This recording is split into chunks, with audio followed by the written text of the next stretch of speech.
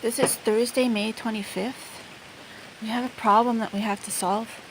A lot of rain. You can see the pooling. This tote is filled up to the top. It's being siphoned off into the alley there. And even before I did that, I saw that there's pools out in the alley too. So the water table is really high.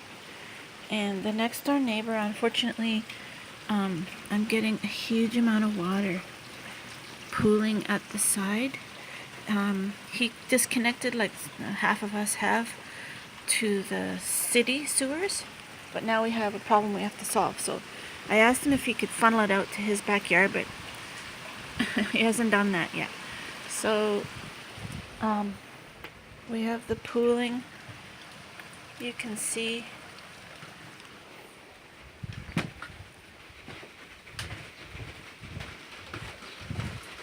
this is a new crabapple tree, which I want to put in the front. And I don't have my boots on, but these are rocks that I laid out to get clean. And look at the pooling. Now the coop is going to go at the back, and I just was out there. The very back, it is on dry ground right at the moment. But look at this. Oh my word. So that tote has got a little bit that it can take more. It's just coming the roof of the garage there.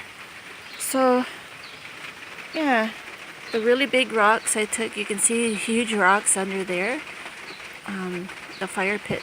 And now, and the at the side it pumps out water from the basement. So I don't know what to do. The water table's really high this year. This are, I think, 4th year here, and I don't think we've experienced this.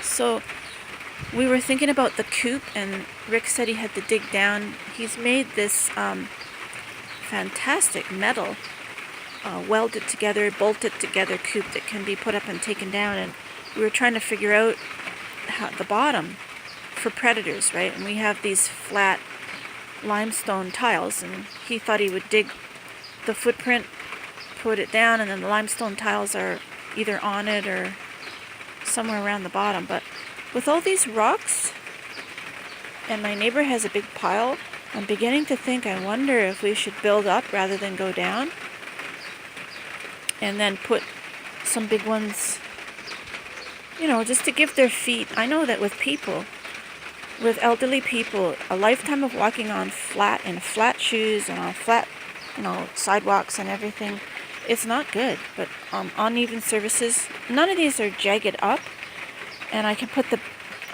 biggest, the flattest ones on top, because my neighbor has really big ones too, for their feet, because they did get a bit of bumble, and I thought the leaves would be soft from the maple trees, but maybe the stems are kind of hard. I don't know.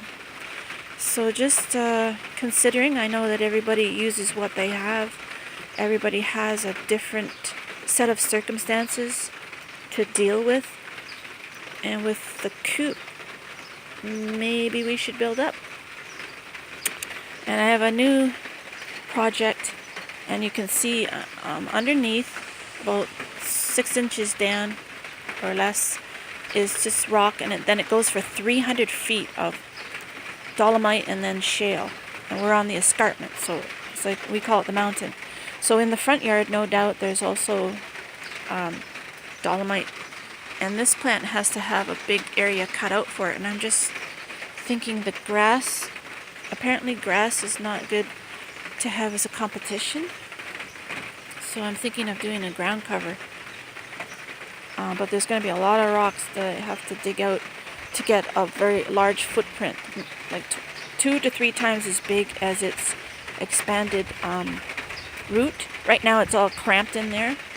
I got to get into the ground ASAP. Just bought it last night, but I'll have more rocks. So we were trying to figure out what to do with the rocks. So maybe we have a solution in this water crisis.